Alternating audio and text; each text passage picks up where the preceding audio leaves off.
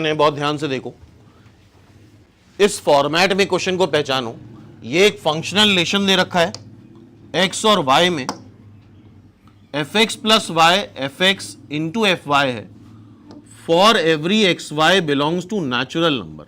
मतलब x और y को तुम यहां कुछ भी, कोई भी नेचुरल नंबर रख सकते हो। नेचुरल नंबर मतलब 1 2 3 4 कुछ भी रख सकते हो, 1 2 3 4 एनीथिंग।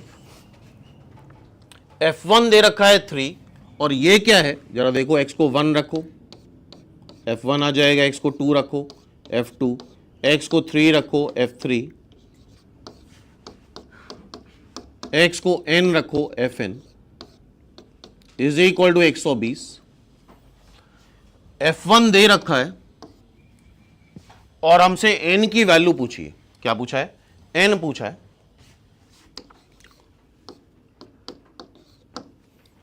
ये एक रिलेशन है, तो इट मींस हमें f2 निकालना होगा, f3 निकालना होगा, fn निकालना होगा। क्या निकालना होगा? f1 दे रखा है तो f2 निकालना है, f3 निकालना है, f4 निकालना है, fn निकालना है। तो ये हम इस फंक्शन रिलेशन की हेल्प से निकालेंगे। x और y को कोई भी नेचुरल नंबर रख सकते हो, तुम्हें निकालना है f2 है तो x और y दोनों को 1 रख दो। करते चलो साथ में।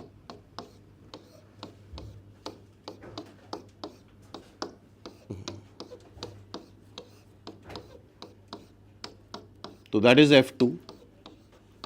f2 आ जाएगा f1 का स्क्वायर, f2 आ जाएगा f1 का स्क्वायर और f1 कितना दे रखा है?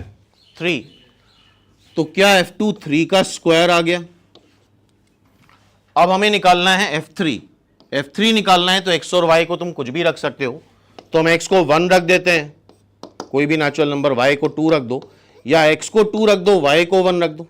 x को 1, y को 2, x को 1, y को 2, f1 इज 3, f2 इज 3 का स्क्वायर, तो इवेंचुअली क्या है? 3 का क्यूब बन रहा है। देखो तो f3 आ गया 3 का क्यूब, और किसी भी सीरीज में 3 टर्म काफी है। जरा बताओ, f1 क्या है? 3 है, f2 क्या है? 3 का स्क्वायर है, f3 क्या आ रहा है? f1 है 3, f2 है 3 का स्क्वायर, f3 है 3 का क्यूब।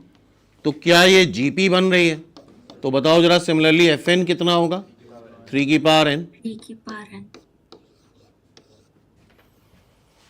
सही है। और फाइनाइट जीपी का सम क्या होता है? First term 1 minus common ratio की power total number of terms upon 1 minus common ratio. So first term इसका क्या है? 3, 1 माइनस कॉमन रेशियो की power total number of term n है, 1 से लेके n तक। सबसे इंपॉर्टेंट बात, टोटल नंबर ऑफ टर्म्स ही होती है। तो 3 to the power n minus 1 upon 2, 3 से डिवाइड कर दो 40, तो 3 टू द पावर n 81 आ जाएगा। और बताओ जरा, 3 टू द पावर n 81 कब होता है? जब n 4 हो जाए, n is equal to 4। C is the right answer. और गौर से देखो, ये क्वेश्चन अगर नेक्स्ट टाइम रिपीट